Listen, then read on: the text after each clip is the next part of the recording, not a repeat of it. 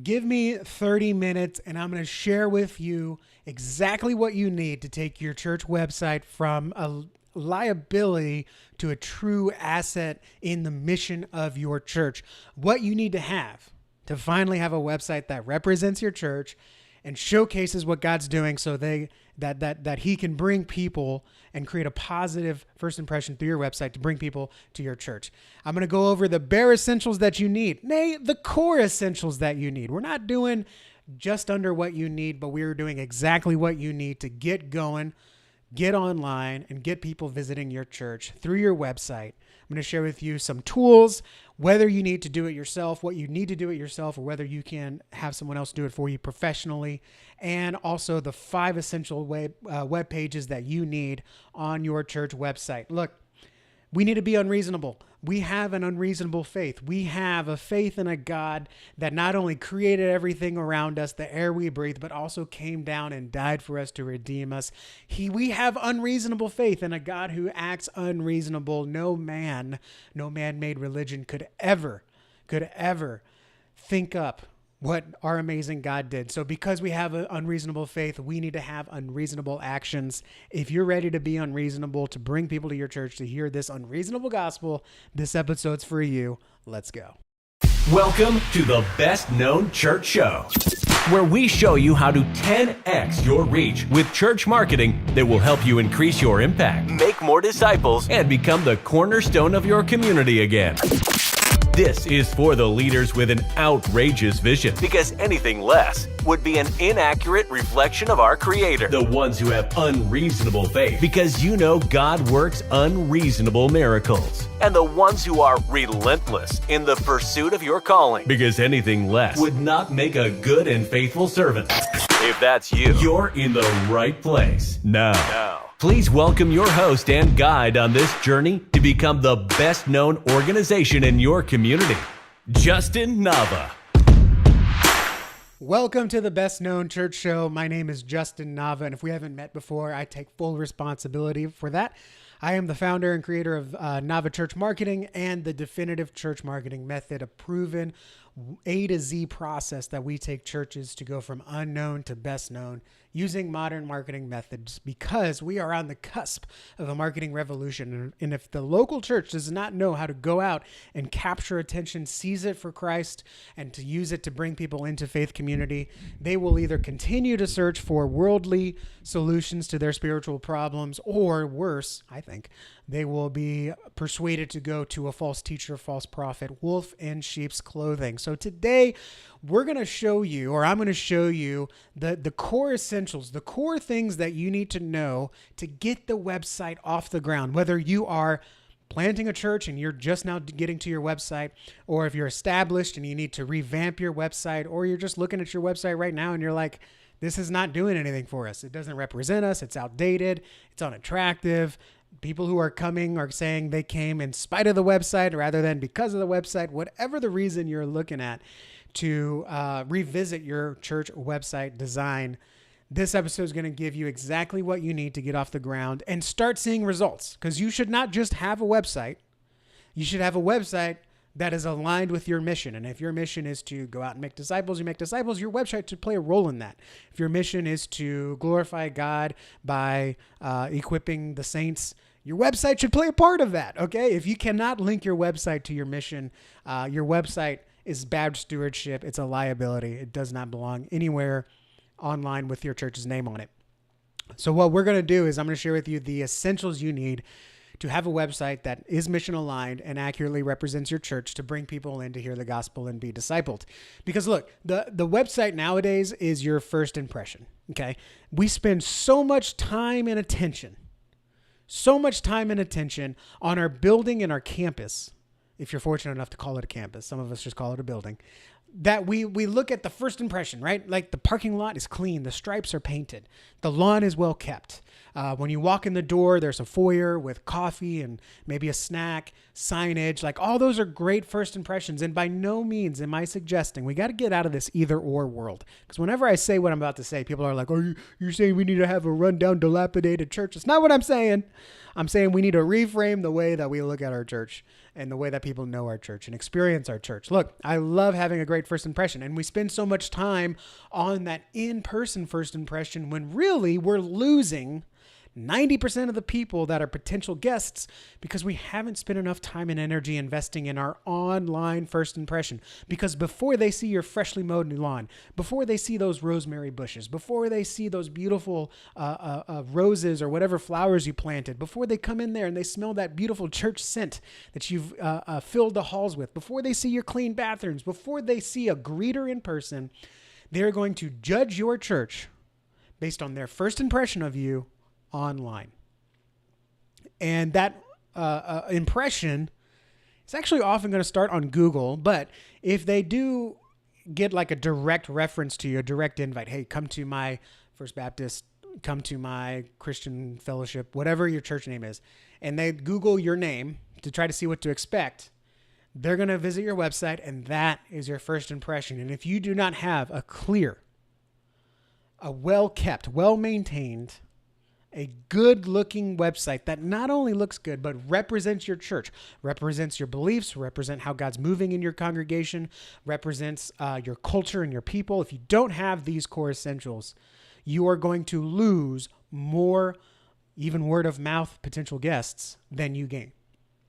So the importance of this, I cannot emphasize enough. Your website is the definitive first impression for most people, not your building.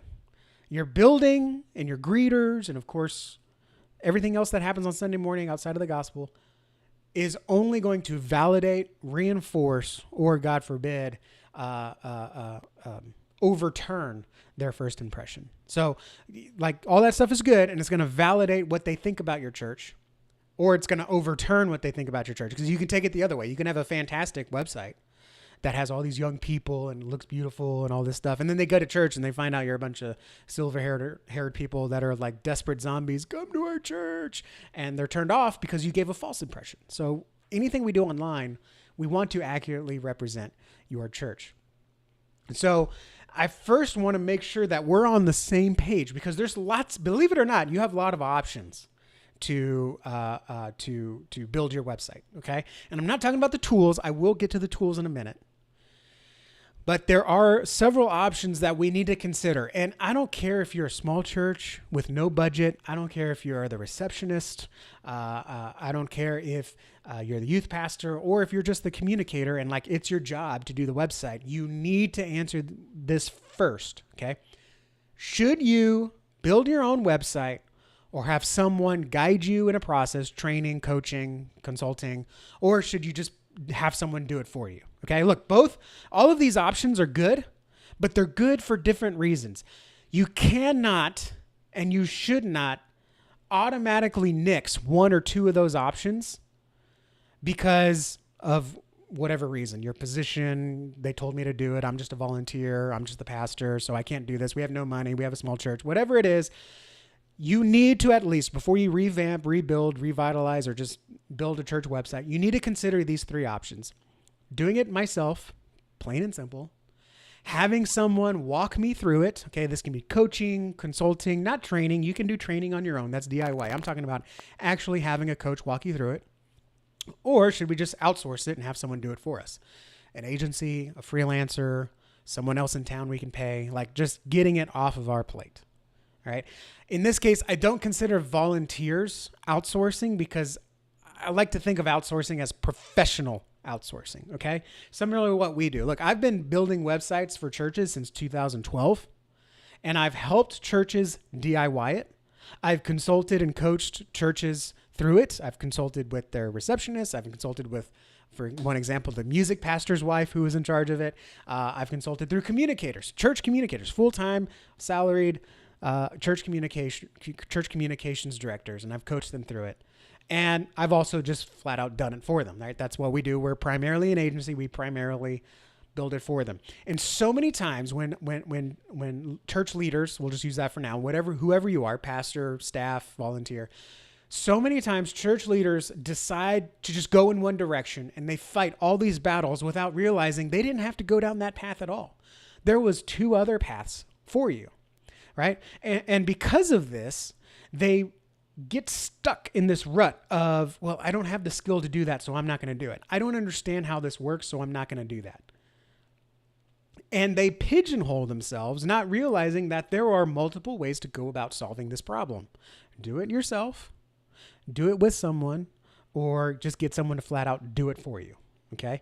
And oftentimes we go one way, like we're just going to do it ourselves and we're not even going to consider the other. You need to at least consider the other options. Like, as much as I hate, I'm going to be blunt here. Okay. As much as I hate churches that come to me and say, oh, we just want to see how much it costs. Like, you don't want to see how much it costs. You just want to have validation that you should be doing it yourself. If that's the case, just do it yourself. Okay. Don't waste people's times trying to kick the tires, right? You need to have a decision, but you need to decide whether you're going to do it yourself, whether you're going to have someone coach you through it, or a consultant, which is usually a paid position, right? Sometimes you might be able to shadow someone that they have another way of getting compensated for it, review, and maybe it's a freelancer starting up, or maybe it's someone in your church that works for a marketing agency and they're just going to walk you through it because they can't really do it themselves, but they can walk you through it. Or just someone to do it. Okay. Someone to do it themselves. Okay. You might also not understand that, hey, there's finances involved. Okay. If you do it yourself because you think it's going to be free, that's not the truth. Okay. If you do it yourself, you're going to have to pay for hosting. You're going to have to pay for software. You might have to pay for security. And yeah, you're going to have to pay time. A lot of people underestimate how much time it takes to actually build out a good website. Notice I didn't say great. Notice I didn't say excellent. Definitely didn't say perfect. Just a good website, good enough website. It takes a lot of time if you don't know what you're doing. And I cannot tell you enough, and this is unfortunately one of the things that people just don't believe me until they actually go through it themselves. I don't care how sexy that Squarespace ad is or how convincing and persuasive that Google ad is. Super Bowl coming up in a few months at the time of this recording. There's going to be a Squarespace ad. There's going to be a GoDaddy ad, and they're all going to say you can have a website within 30 seconds. They might even say you get the perfect website within 30 seconds. That is baloney. All they did was find one person like me that knew what they were doing, said, hey, set up a website. How long did it take you? 30 seconds. Great. Now we can tell anyone that they can set up a website in 30 seconds. That's not you. Okay. That's a super sexy marketing practice. All right. That's not you. The average pastor, the average church leader, receptionist, even local business owner is not going to set up an effective converting website in 30 seconds. Okay. It's going to take you more like 30 hours because you're going to have to figure out all the techno mumbo jumbo. Okay. And what's worse is if you choose the wrong way, and I'm talking about you did it yourself when you should have paid someone, or you paid the wrong person because you didn't want to do it yourself. Okay. But if you make the wrong decision, you're going to have a website that turns people away versus bring them to church. Okay. So you've got to spend some time really reflecting. I'm going to share with you exactly what you can do. Okay. These are not, you can treat them like meditations. Okay. But this is something that you need to seriously consider. Okay. Because if you choose wrong, you're going to be a bad steward of your church's resources. You're going to be a bad steward of your time. You're going to spend time building a website when you should be spending time with your family, and you're going to pay the wrong people, and you're going to go through multiple contractors when you figured out that you're so picky, you should have just done this yourself. Okay. So it goes both ways. This isn't to convince DIYers to pay someone to do it. This isn't convincing DIYers to have someone coach you through it. Okay. This is to figure out what is the right thing for your church. Okay. All for the purpose of making your church the best known. Because when people hear about you, they're going to go to your website. And if they don't see something that appeals to them and persuades them to dig deeper into that discipleship pathway that you're laying out, they're going to forget about you. And it's going to be just like the AT&T guy that comes to me every time I'm at Sam's Club. Hey, do you want to go to AT&T? No, AT&T still owes me $80 because they gave me a false promise. They didn't deliver, and then they didn't refund me like they promised me they would. So any AT&T guy that's going to walk up to me at Sam's Club, Costco, Target, wherever, they are immediately getting a no unless you got my $80, right? Because that's just a bad impression that they gave us. We don't want to give people a bad impression online, because then anytime they hear about us, even when it's a testimony about what God's doing with an addiction that they have, they're going to blow us off. They're going to blow you off because you set them up for false expectations. So you got to nail this, okay? You got to nail whether you're going to do it yourself, whether you're going to have someone coach you through it, or whether you're going to pay someone to do it. Okay, so let's look at the advantages and disadvantages, the benefits, the cost analysis ratio, whatever you want to call it, of the three options you have in front of you. And again, even if you spend just 5 minutes considering these options, you will be better off in how you invest your church's finances, and I think more importantly, how you invest your time going forward with creating a new church website design or just rebuilding a new website. Okay, number one is do it yourself. Okay. Take a little swig there. When you decide to do it yourself, you gotta remember, okay, the advantages is it's much cheaper. Okay. The disadvantage is it's much more expensive time-wise, because especially if you have zero website experience. Okay. And again, this is more that sexy talk that marketing companies love to use. Okay. Or marketing software companies. I can use it because I literally take zero of your time, 15 minutes a week, maybe, on an email. But marketing companies love to say, oh, you can do this without every software is complicated because it's software. Okay. There is a learning curve with everything. Nothing is just, even AI is not going to build a website for you in no time flat, even if you have zero website experience, even if you've never done this before. Oh, it's actually going to work better. False. Okay. Sexy marketing promises because that happened one time and now they can broadcast it that it happens every time. Okay. Don't do that. Okay. I could do the same thing. Our marketing strategy has 10x church guests, and I don't use that to lead with because that's not going to happen for most churches. All right. That's why when you read on the Make Money Online, anything you see online, if you scroll down and it says disclaimer, these are not average results. Okay. Set your expectations right. Okay. So all that said, soapbox done. Get off my soapbox here. I just noticed I'm really short on the camera. So all that said, you're going to spend a lot of time. Okay. And a good rule of thumb is you're going to spend at least twice as much time as you think it's going to take. So if you think, oh, I'll just spend 3 or 4 hours on this, it's going to take you at least 8. Okay. If you're a pastor, double that number again. Okay. If technology is not something you're experienced with, meaning, you have to call your nephew or you have to Google something before you find an answer, double it. Okay. You're going to double the time it takes. You think it's going to take. All right. And not only that, you have to remember, okay, all those promises about how quick it is to set up a website. That's just the design. You also have to get the content for the site, meaning you have to write the content. You have to get content from your ministry leaders. Okay, hey, I want to put the youth pastor on there, but I need a bio. I need a picture. You're going to spend time chasing that down. Okay, it's not going to take you 30 seconds to build a website. It's going to take you more like 30 days minimum. All right, which, by the way, if you think it's going to take you 30 days, guess what? It's going to take you 60 days. You don't realize that the youth pastor doesn't care what picture he gives you, or he gives you a bad picture and looks fine on the computer, but you load it on the website and it's all blown out of proportion because the resolution's not right, or the software doesn't know how to handle it. There's a lot of things that are going to get thrown at you. The biggest benefit of doing it yourself is you have pretty much complete control over what happens, but also it all falls on you what happens. So you're going to save a lot of money. There's a lot of savings to be had doing it yourself, but you're going to spend a lot of time on it. Okay. And this is why we started as an agency first, not to teach you, not to sell software, agency first, because my passion is saving pastors time. Okay. And so I'd rather you be focused on hospital visits, sermon prep, even social media content. If you're a communicator, I'd rather you be focused on creating a killer email newsletter that's going to get people to come to that event to experience a new level of Jesus in their life they've never experienced before. You've got bulletins to worry about. You got slides to worry about. You've probably also overseeing AV media stuff. You got all this stuff to worry about.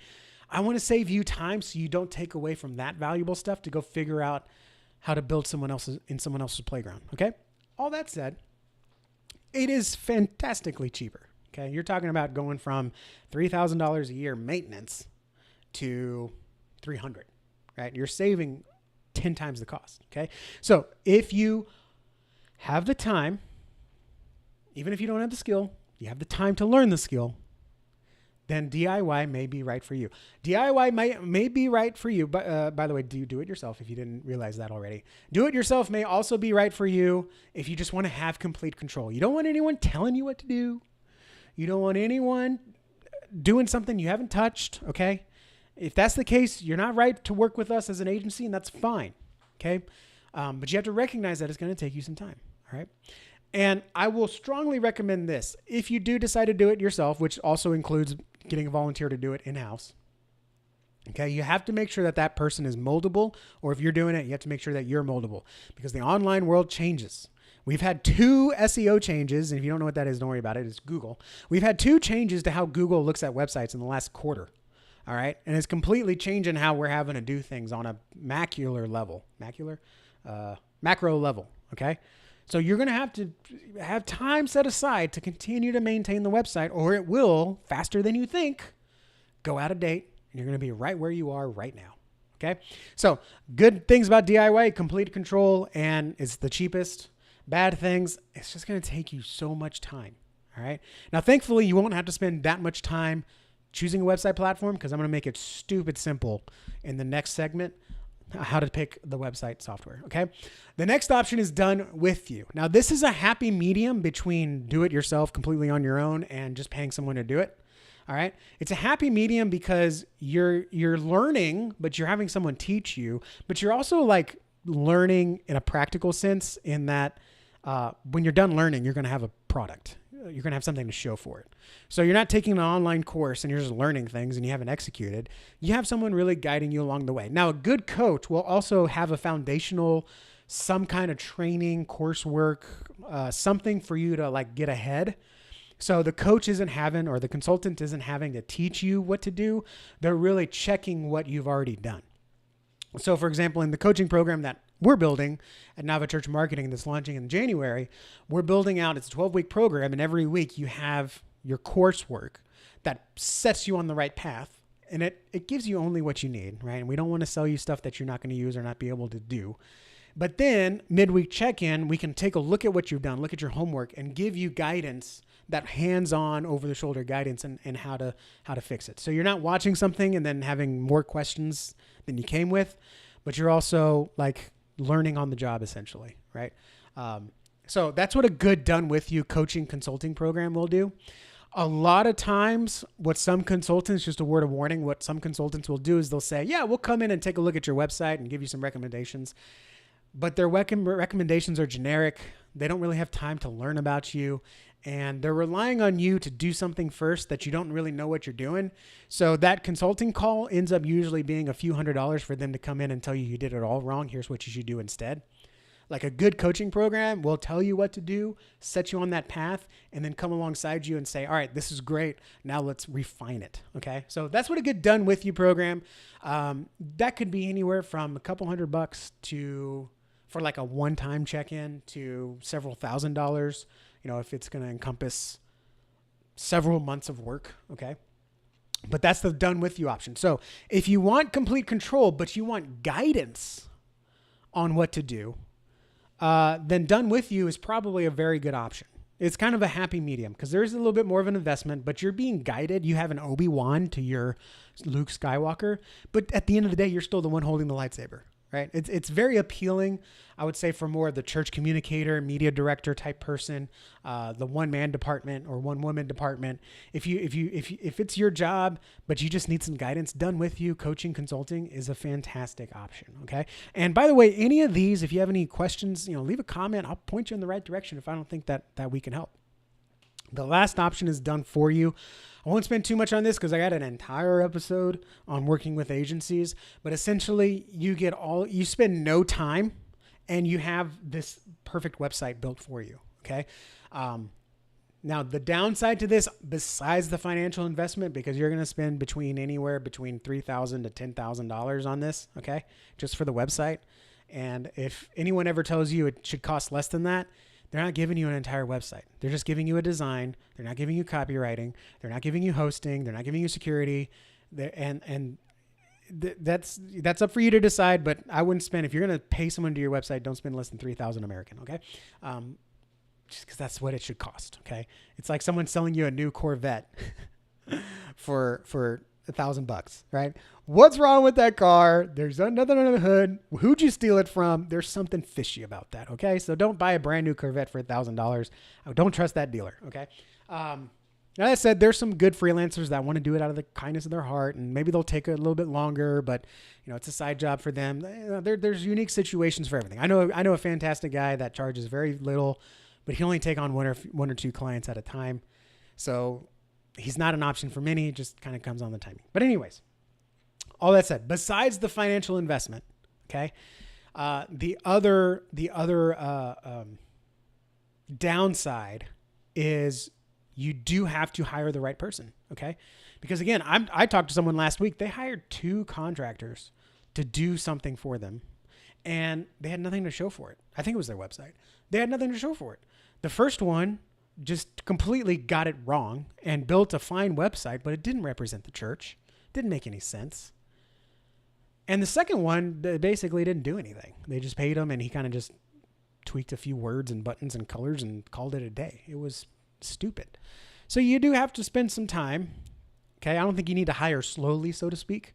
But you do need to talk to someone that gets you to talk through it. Now, of course, I'm going to recommend the way I do it because I do it the way I do it because I think it's the best way to do it. Okay. But you need to talk to someone that's not so much transactional and isn't going to say, oh yeah, we'll give you 5 pages. It comes with these colors. You get these options, and we'll check these boxes. Okay. You really need to find someone that's going to sit down with you, and like a physician, like a doctor, is actually going to go through and say, what do you want to see happen in your church? Where's God's taking your church? Tell me about your people, your culture. What kind of website would resonate, or what would resonate for your community? And they will build out a website that matches and aligns with your church and aligns with the people you're going to reach, the kind of people that are going to come to your website. Because guess what? If you just walk off the street and hire a web designer from Portland for your website in Orlando, unless they actually spend some time with you, they're not going to know what you need. And if they don't know what you need, they can't give you a proper quote. And real quick, that $5,000 website turns into an $8,000 website because they didn't get everything they needed up front, right? And in fact, oftentimes even well-meaningly, they'll rely on you getting into their ecosystem and then making it really hard to get out. So it becomes easier just to give them more money to try to fix what they should have done right in the first place. Okay. The benefit is you don't got to do nothing, right? You just pay someone. Like, I didn't have to build a car. I just pay you and I got a car now, right? I didn't have to learn how to fix a plumbing shutoff valve. I just paid you some money and you did it for me, right? I didn't have to go out and figure out what painting supplies to buy. I just came into the house one day and it was all painted, right? It's exactly how it is when you do an agency, outsource, freelance, whatever it is. You don't have to do anything. There's some Upwork, discovery that should be involved. Again, don't ever buy a website from someone if they don't ask you more than 30 minutes worth of questions. I'm not going to get cancer treatment from a doctor that spends 30 seconds with me. Okay. So the good news is once you do that upfront investment, both a little bit of time and probably a lot of money, it's done. It's done for you. It sounds like you. It represents you. All the bad ideas that other people had didn't happen because you paid someone thousands of dollars, so they have the authority to say, no, that's a bad idea. We're not going to do that. Versus if you try to do it yourself and you're like, well, don't want to do this. And someone says, well, you should do this because you're my pastor or I'm the pastor. It's tough, right? So, you have that authority that comes with it. That's a big benefit. And also, the person who builds it for you, they should continue to maintain it with you. So you don't have to keep up to date on search engine optimization, on security, on maintenance, on updates. Like for us, if you hire us, you just send us an email or give me a call and we make the update. It's super simple. So it's like you have a youth pastor, so you don't have to think about the kids. Not saying you don't think about the kids, but the youth pastor, you just say, here's your budget. Here's the mission of the church. Here's what we want to see happen, the growth we want to see happen. These are the kind of people we can serve. And youth pastor goes and ministers and disciples the youth. You don't have to micromanage him or her. Okay. You do your thing and they do their thing. Okay. Same thing when you outsource your website, you're hiring a communications person that's going to do the job and do the job well. Okay. And that's why we built out the entire Definitive Church marketing method, and because the website's a part of it, but really you want the whole engine. You don't want just a piece, you want the whole engine. Okay. So, those are the options. You need to consider one of those. You cannot go into this saying, we're just going to do it ourselves. You're going to paint yourself in a hole. And all the worst cases I've seen are people that said, well, we just did it ourselves. We didn't even consider what it was like to have someone walk you through it. Like, that was much more affordable than doing it yourself in the long run. Okay. Pastor, if you make $20 an hour and it takes you 30 hours to build this website, was it cheaper? Okay. You got to think about it in those terms. Okay. If this is giving you some ideas, if this is explaining something in a way that you've never thought about it before, do me a favor, wherever you're watching, like and subscribe, make sure you follow. I don't know what platform you're watching this on. If you're watching this on your podcast app, leave a review. It means a lot to us. This keeps us going. I never want to reiterate what others are doing. I want to give you something unique here. Okay. So before I even talk about the tools, we're going to talk about, should you do this yourself? Okay. And by the way, just because you tried it yourself in the next iteration doesn't mean you have to do something different. It also doesn't mean you have to do something the same. Whatever you choose, you have to choose something. Okay. Because here's the deal. People are searching for churches every day. In a small town, smallish town, 70,000 people. We did keywords research, and there's 1,000 searches a month related to church. Church near me, church activities, churches open, church live stream, kids ministries, free health clinic, whatever it is. Smaller town of 70,000 people, 1,000 searches a month related to the church. And they're not walking around knocking on church doors. They're looking online. Okay. So if you don't have a good first impression, they're going to skip you. Okay. And if they can't find your church, they will find someone else's. And there's no guarantee that that other church will be a good and proper Bible teaching church. Okay. So you got to make sure that you have a website online, whether you do it yourself, do it with someone, or have it done for you. You need to make a decision, and you need to get it built. And I'm going to share with you now, if you do decide to build it yourself, I'm going to share with you choosing the right website builder. Okay. Because if you're thinking about building a church website on your own, you need to have the right tool that's going to help you get the job done.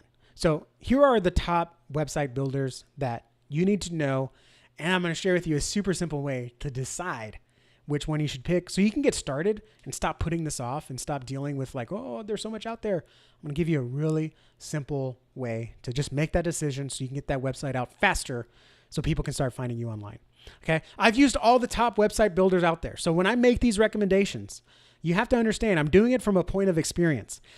The recommendations I give you, I have no affiliate links. I think I have affiliate link for one of them, but I couldn't find it. So I'm just not going to use it here. Maybe I'll put it in the bottom, but the reason I have an affiliate link is because I believe in the software. Okay.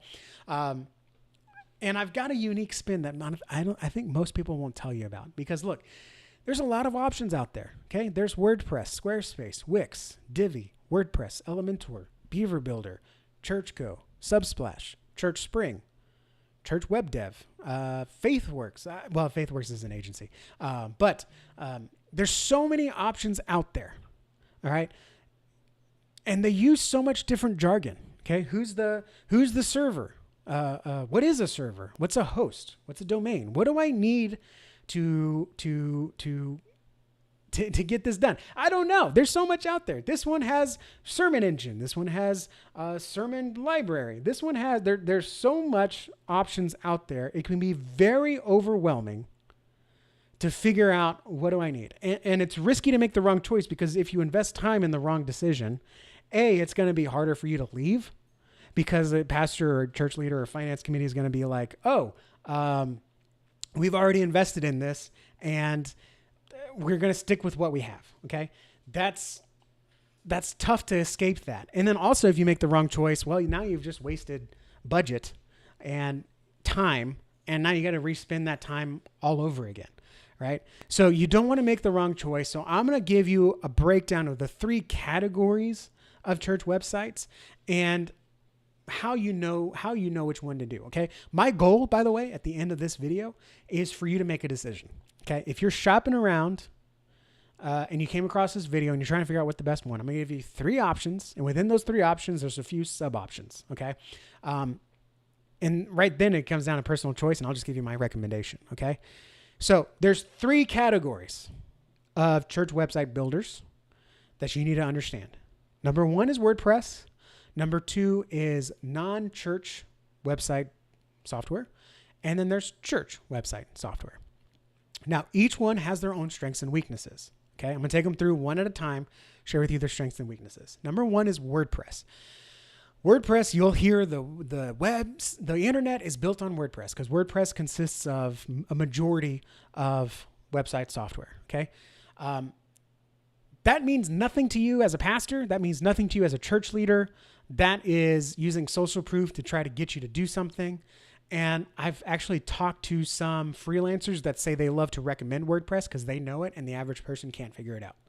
And so that just makes more money for them when they say, well, you should try this. Everyone else is using it. And when you can't figure it out, you feel dumb. And now you're going to pay me lots of money. I don't like that. Okay. Someone's probably going to clip that and claim that I said it. So let's make sure we get the full context in here. But the benefits of WordPress is that you can basically do whatever. It's a sandbox. It's an open playground. Like the world is your oyster. But everything is possible. Doesn't mean that everything is a potential because you're the one that has to figure it out. Okay. And because of that, there is a lot of back end that you need to set up and figure out. Okay. Hosting, security, plugins, themes. There's probably other things that I can't even think of. Okay. Now, this is the point where every WordPress person will be like, Justin, it's not that hard. You just do this, this, and that. Okay. To which I say, that sounds just like the plumber that says, oh, it's not that hard. You just do this, this, and that. And when I try to do this and that, I end up causing $36,000 of home repair. Okay. True story. All right. Anyone that says, oh, it's easy, just do this, this, and that, take it with a grain of salt, including myself. Okay. Because even though they say, just get this host, well, now you got to log in. Now you got to figure out how to point name servers and IP addresses and how do you link this and where do you host this? And, oh, you went to WordPress.org. You should have gone to WordPress.com. Like there's a lot of complication and believe it or not, I'm not a tech person. Okay. The reason why I'm an agency is because I feel for the people that aren't tech people. So I just get my team to do it for them. All right. And just like things can come naturally to you, Pastor, you ever consult with someone and you're like, how could you think that? It's so obvious, but it's obvious because you spent 4 years in seminary or however long you spent, right? For me, it would take 6 years in seminary. And so it's obvious to you, but it's not obvious for them. Okay. And the same people that tell you WordPress is easy, it's because it's obvious for them because they've spent years doing it. Okay. And not you. Okay. Now there's nothing wrong with trying it. Okay. And I think that's one thing that you need to understand is that none of these things are an investment. Just because you make a choice, I guess I'll explain later, like the best way to go about launching your own website on a builder. Doesn't mean you have to stick with it. Okay. So the benefits of WordPress is you can literally do everything. The limitation is it's really up to you and your time and whether you can figure it out. Okay. If you're a tech person, you can probably figure it out. Okay. So I would recommend WordPress if you have a very, very, very, I can't say this enough, very, very unique circumstance in which you need a super customized website where you have to really put different pieces together. Okay. And I don't know many churches that fall under that, to be honest. Okay. Number 2 is if you're tech minded. Okay. If you have WordPress experience and you're building your church website, go with WordPress. There's nothing wrong with that. Okay. If you have a modicum of tech experience and you're good at figuring things out, you're a Google master, go with WordPress. You'll probably figure it out. Okay. But if you're not tech experienced, if you need something that's a little bit more visual, because not all WordPress is visual, even though they say it is, it's not all visual. Okay. Or you don't have enough time to figure things out on your own, don't go with WordPress. Okay. Because you're digging yourself in a hole. And that's why I do this, because so many people just say, oh, just use WordPress. We built our church website on WordPress. It's great. It's fantastic. It's the best thing in the world ever. Just because it worked for them doesn't mean it's going to work for you. Okay. Church website tools are just like the tools on my plumber's tool belt. I don't care if he's using a Black & Decker. I don't care if he's using a DeWalt. I don't care if he's using Milwaukee. I just care if he's doing the job. Okay. I don't care which builder you choose. I'm just giving you the ones that I think are going to make a good tool for you. Okay. So if you're techie and you like figuring things out and you like the challenge, or you've used WordPress before, go for it.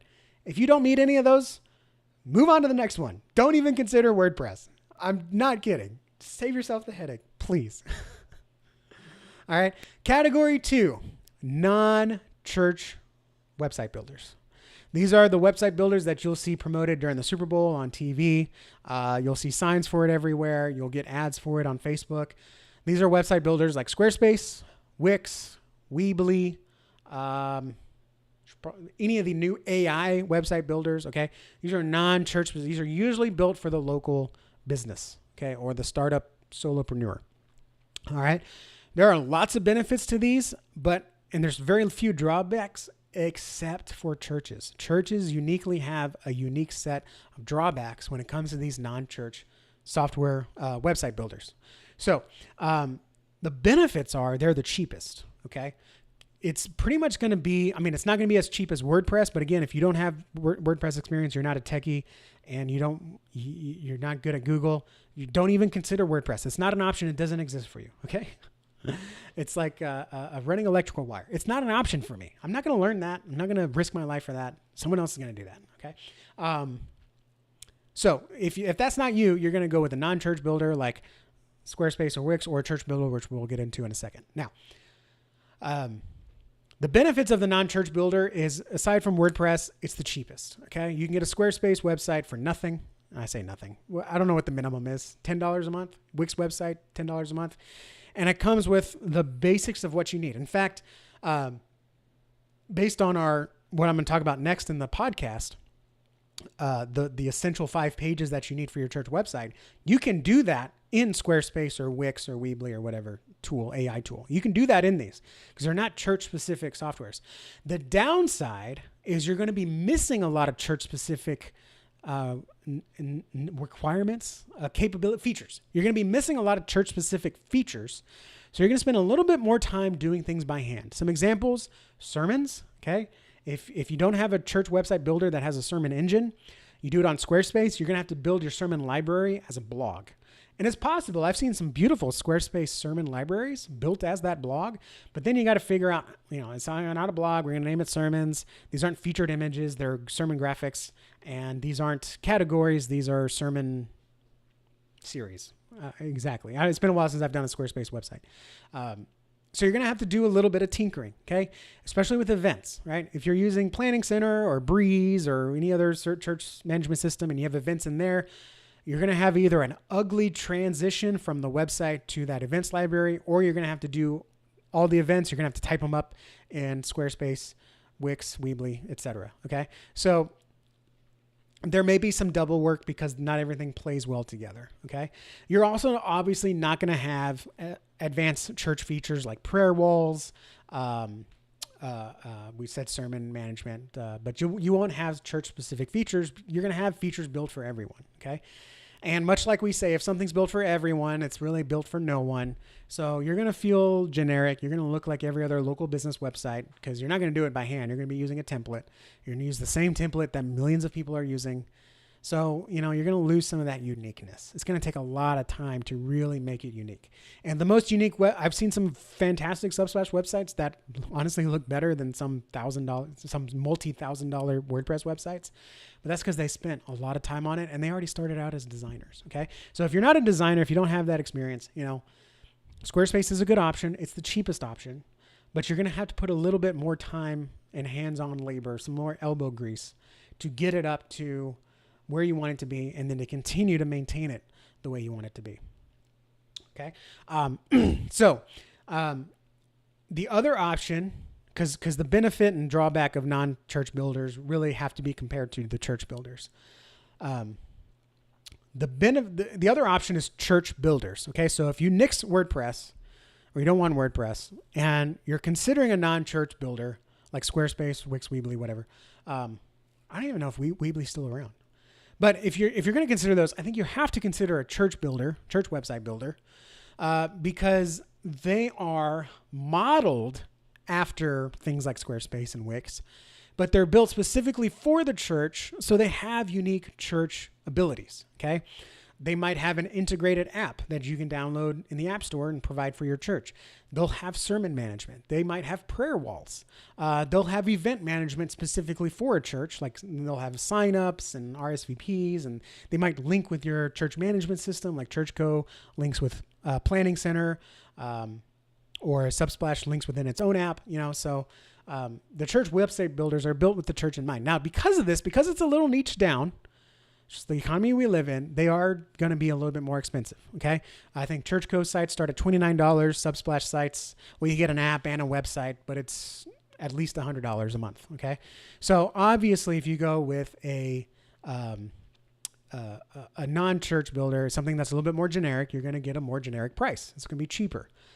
But I honestly, unless you live in the poorest county in America and you're paying for this out of pocket, like in those circumstances, go with Subsplash. I'm sorry, Squarespace, or Wix, or if someone's donating it and they're like, I only have this much to donate and it's only the price of Subsplash or Wix, like, yeah, go with that. Okay. If it's less than $30, don't go with, you don't have $30 a month for ChurchGo, then yeah, go with those other plans. But if you can get at least $30 a month, you need to go with ChurchGo. And the other options are Omega by Ministry Designs, another good platform, ChurchGo, Subsplash, Tithely. Okay, I've been on the back end of all of those for clients, for consultations, walkthroughs, etc. Those are the 4 that I recommend. There's a lot more out there. In fact, when I was doing research, I was getting ads for software. I was like, I didn't even know this was a thing. But those are the 4 that I recommend if you're going to build your own website. And the ways that I would recommend them are, Omega is good if you're already in the church marketing university space because they give it to you for free and it's good. They build it with SEO in mind. It's got all the features you need for a church. It's good. Subsplash, I like if you are intent on building your own media library.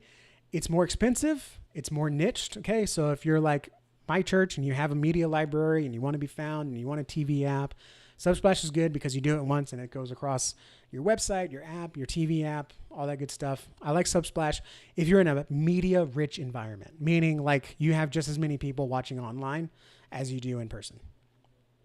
All right. If you want things done fast and well without thinking too much about it, I like ChurchGo.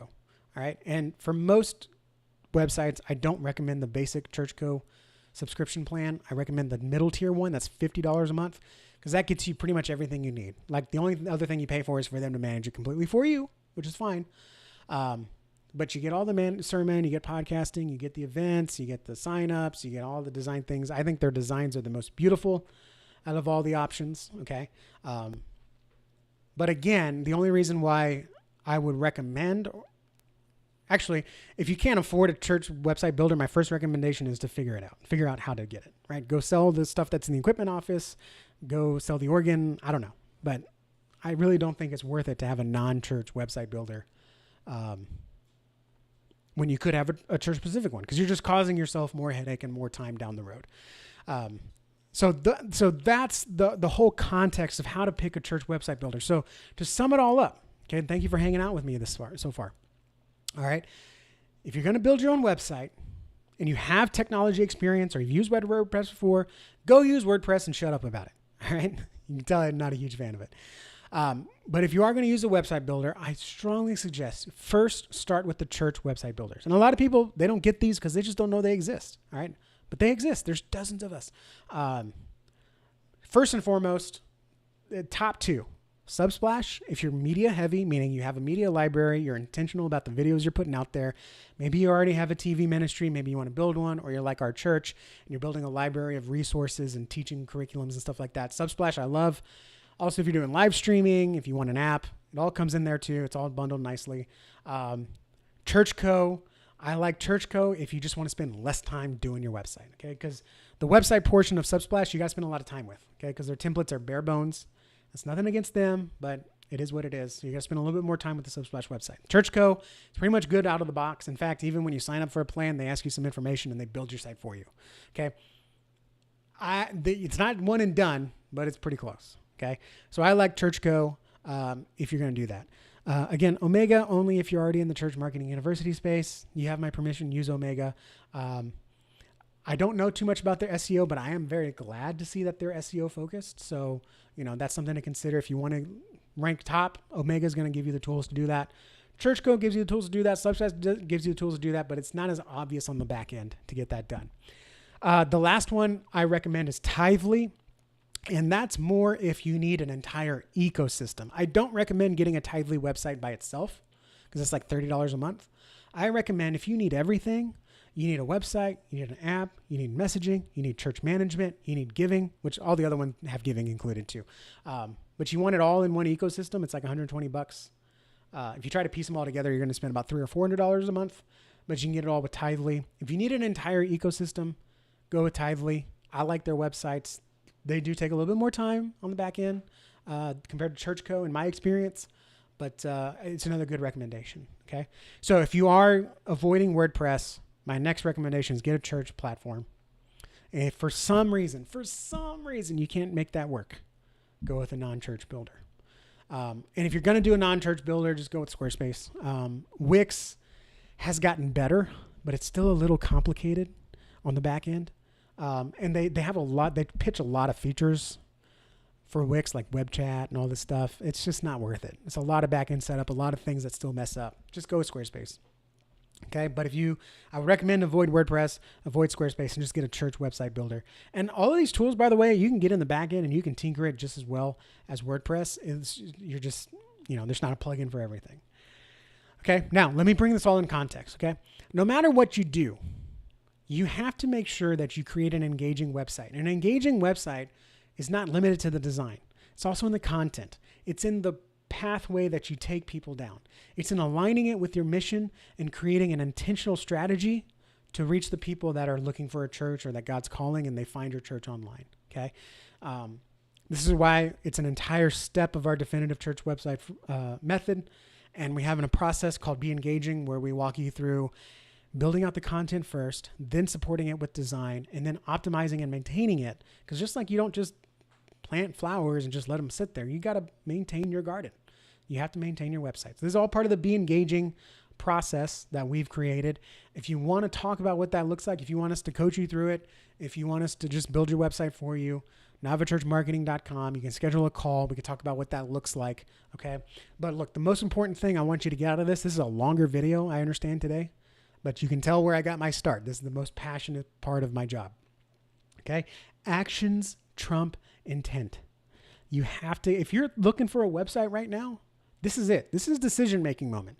I've given you the definitive list of the tools you need and why you would get those tools. Now's the time to make decision. Okay. Move forward with either WordPress, with either ChurchGo, Subsplash, Omega, or Tidely. And I gave you the requirements for that, or Squarespace. Just do that. Okay. That's my personal opinion. Could change tomorrow. Doubt it, but it could change tomorrow. Okay. But as the recording of this video, those are your only options. And I've laid out the reasons you would choose those. All right. That's it. Go build your website, because people are looking for a church. And the longer time you spend shopping around for products, the more chances the enemy gets to distract them away from the church that God's calling them to go to, your church, because you were too busy shopping around. Make a decision, get to building. Next, I'm going to show in the next video, or in the next, wherever you're listening, I'm going to show with you the 5 essential web pages you can build in a day and have a website that's going to bring people to church by this Sunday. Yeah. I am taking a lot of time on this. I understand that. Just take a break here. I got one more thing I want to cover, because you can have, you can decide to build it yourself, or have someone do it for you. You can decide on the builder if you want to do it yourself or have someone do it with you. But you got to know where to start. Okay. Because if you build all the wrong pages, if you write all the wrong content, if you don't put things in the right order and the right priority, everything we've talked about is for naught. It's all pointless. So you got to build this in the right order. So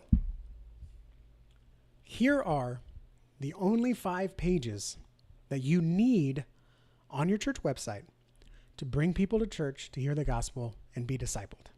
Now, across these 5 pages that I'm going to share with you today are data driven, because across 100 of our client sites that we monitor, the same 5 pages show up as the most visited pages, meaning the rest of the website is just not as important. Okay. And look, I'm not saying that they're not ever important, but let's be honest, you're going to spend more time maintaining, optimizing, and improving your sanctuary rather than your fellowship hall. Because while they're both important, sanctuaries, I mean, let's just be honest, is more important. Okay. And while those other church pages, sure, yeah, those pages are just as important, but they're not as important. So if you have limited time, limited budget, limited whatever, spend it on the pages that more people are going to visit. Okay, it's common sense. Don't spend so much time on a page that only a couple of people visit a month and neglect the page that hundreds of people are going to visit a month. All right. So most church websites, I'm going to share with you the 5 pages, right, real quick, okay? But I just want you to understand, now, the reason I'm sharing you these 5 pages, the first thing you're going to think of is, well, that's not enough. The next thing you're going to think of is other church websites, the bigger church websites have all these pages and all these things, so we need to try to keep up with them. Look, if you try to keep up with the Jonases, okay, I'm going to tell you the same thing that your pastor, or if you are the pastor, I'm going to tell you the same thing you tell other people. If you try to keep up with others, you're going to burn yourself out, okay?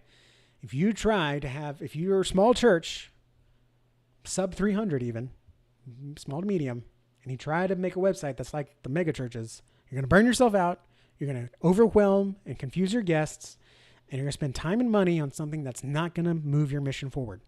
Okay, it's not going to move you forward towards your mission and vision.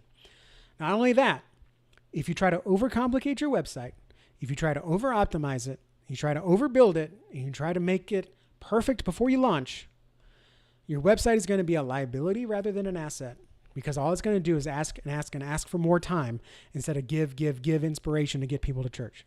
Okay? So to conquer that, I'm going to give you, if you're designing your website right now, I want you to make a promise to me. You're going to start with these 5 pages. The 5 pages that I'm going to share with you here are the only 5 pages you need to launch a website. It's not the final product. It's not done. Calm down, youth pastor, kids pastor, because you didn't get your own page. That can come. But I would rather launch a website with these 5 pages and start bringing in guests as soon as this Sunday, rather than hold it up for 3 months because one person won't give me the information they need for their page. All right. We do the same thing in our agency. When we build a church website, we build out these 5 pages first, and then we're ready to launch, because you need these 5 pages. These are the most visited pages. And oftentimes these pages are the decision point for people's journey. So you need these 5. The other pages, they're just looking for something specific, but it's usually not a decision-making piece of information. Okay. So let me share with you the 5 pages you need to launch a website that's going to bring people to church. First off, obviously, your homepage. Okay. That's the main page of your website. That's the first page. When you type in www.firstbaptist.com, page that loads, that's your homepage. Don't neglect it. Ooh, okay. I'm gonna try to keep my blood pressure low. One of the things I hate to see is churches build websites, and the homepage is just one picture, and it says explore more, and then they got 500 pages of all the ministries and all the opportunities and all the events. But the homepage, the first page, your first impression, is just a weird picture and just some generic information. Okay, that's not what your homepage needs. I'm going to give you a resource to build a homepage that's going to get more people excited to visit your church. I'm going to share with you that once I finish going through. Actually, whatever. NavaChurchWebsite.com. NavaChurchWebsite.com. You can get the homepage that's going to get 3 times more people clicking through your website to learn about your church and plan a visit. Okay. Obviously, that's the page you need. It needs to be developed like a scrolling navigation menu, meaning if I see something and I want to learn more, I'm not going to go clicking around. Okay. That's old stuff. We don't do that anymore. We scroll now. So you need to have your church at a glance and validate what God's doing in your church. Show it through pictures, showcase it through testimonials, but that's your homepage. Okay. And for a lot of churches, you don't need more than that. You are completely fine building a 1-page website that only gives your potential guest one thing to do. Totally fine.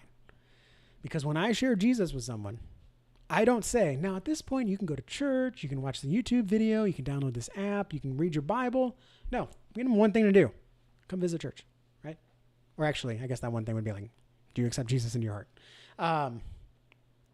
But that's the main thing, okay? Now, if you want to go a little bit more in detail, which by the way, if you're a church under 100, you probably don't need more than 1 page. Just do the homepage really well. That resource I shared with you is going to help you do that. The next page, we don't call it, you're not going to literally call the page this, but this is what the page is called, okay? Is your next steps page, okay? And with that is this. Answer this question. If your church website visitor could only do one thing, meaning they can only do one thing, okay? There is no giving them options. There is no saying we could do this or this or this or find your place to belong. No, they can only do one thing. What would that one thing be? You build an entire page around it. It's called a landing page, but you build an entire page around it. Okay. If that's plan a visit to Sunday, have them plan a visit. If it's watch a sermon online, make a whole page just watching one sermon online. If it's to join a life group, make an entire page of all the groups or just the importance of joining a life group so they can make that decision to join a life group. Okay. It's your next steps page. Some people just call it next steps. Some people call it plan a visit. Some people call it what to expect. Some people call it what to find a group, new here, whatever it is, right? You have one page that's all about the one thing you want them to do if they could only do one thing. The reason is people will only do what you tell them to. And if you tell them to do a lot of things, they can't do a lot of things, so they end up doing nothing. But if you tell them one thing to do, and you're very intentional about getting them to do that, you will see more people planning a visit, seeing what to expect, coming to Sunday, because you made it very clear that's what you want them to do. All right.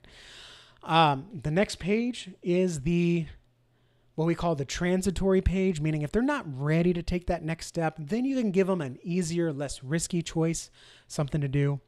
A lot of times we like to position this as the online guest gift. And if that's your first time hearing about an online guest gift, you can go on our YouTube channel or our podcast history archive and look up more about online guest gifts. It's a great second step that showcases you understand your people. You show that you can serve them. You provide them value. And it's an easy way to start a one-on-one conversation with them instead of, oh, they visited our website, I hope they come back. All right. So usually this is, like prayer request, watch online. We like to do some kind of resource, prayer guide, article, ebook, something like that. Something that if they're not ready to take that next step, because honestly, it's a big next step to go into a building full of strangers and do a bunch of weird things and sing songs to a person you're not sure you actually believe in. But it's easy to say, you know what? I do want to learn how to pray. I do want to learn more about this Jesus. I do want to check it out online before I go in person. Secondary next step. That's an option, but that's it. That's all you need. Have a whole page built for that. The next page is your about page. Now, you could build an about page and a leadership page. Most churches just need an about page. And this is where you showcase not just about your church, but about what your church does for the people you're called to serve. Okay. So this is where a lot of places will tack on their mission and vision, their core values, their leaders, a lot of stuff about the church. But you have an opportunity here. If they want to learn more about you, they actually want to learn about what you can do for them. So what does your mission mean in their lives? What does your vision mean for the community? What are your core values and how do they shape what they'll experience on Sunday? And your leadership, why should they care about who you are ahead of a visit? And is that 4? Home, next steps, secondary step, about, and give. Okay. I like to have a give page. And it's not too, this is a little bit of an under the radar thing that we like about the give page. It's not so much about getting money, but about showing what ministries are doing with the resources that you're given. Okay. Let me explain. If someone is thinking about visiting your church for the first time, you don't want them to give, usually. You want them to give you a Connect card in lieu of a monetary donation to the church or to God, however you frame it. Okay. But if they're online and they click the give button and all they see is give here, give here, give here. This is how you can give. We love your money so much. That's going to be an impression they get. That's going to be what they're kind of expecting. But if they click the give button and they see what money is going towards, they see the life impact, the number of people fed, the number of people clothed, the number of community change, the amount of food given, the amount of lives changed, the amount of addictions broken, the amount of marriages saved. If they see that your church is not only asking for money, but asking for money to give it back to the community and service out of the outpouring of what Christ has done with us, how much more powerful is that? And yeah, obviously your people have a way to give online. But imagine the surprise when someone says, oh, give, what, give money? Oh, look at all that they're doing. Wow, this would be a place I'd love to give to. Maybe they make a donation, but it also reinforces that you're a church on the move. You're a church acting. And yes, it gives your people a way to give online. Okay. This is all part of our framework of be engaging. Okay. This is how you create an engaging website. If you just have these 5 pages, you will see more people staying on your website longer, clicking through to plan that next step and coming to church, if that's what your next step is. So again, I want you to visit NavaChurchWebsite.com. I have a link down below. There's always a link down below. NavaChurchWebsite.com. You can get the Definitive Church Website homepage framework. And even if this is your only page, you just build a one-page website. And you just have these 5 pages. Starting with that homepage framework, you will have a website that's going to bring people to church. Okay? Because remember, more choices mean more work, and more work means less decisions, and less decisions means, well, you have less people doing things in your church. So if you can make it easier, you can take the workload off of them, make it easy for them to understand what you want them to do next, make it easy for them to make a decision, and make it easy for them to understand your church and why your church should be important to their lives and why they should care about you. You will see more people coming to your church. I'll close with this. I had a very frustrating experience. I was scrolling through TikTok and I found a recipe that I wanted to try. It was a potato soup recipe, and I saved it so I could go back to it later. Well, later was yesterday. And I click to view the recipe because, right, TikTok's just videos. If you didn't know, TikTok's a video app. But you can have links in there. So this lady had a video of a soup I wanted to try. Click the link to go to her website. And it takes me to the Samsung food recipe website. I had never heard of it before, but let me tell you, I hate it so much right now. Because I came to this Samsung food website. This lady had a page on there, I guess. And I could see right there, potato soup recipe. It's the one I wanted.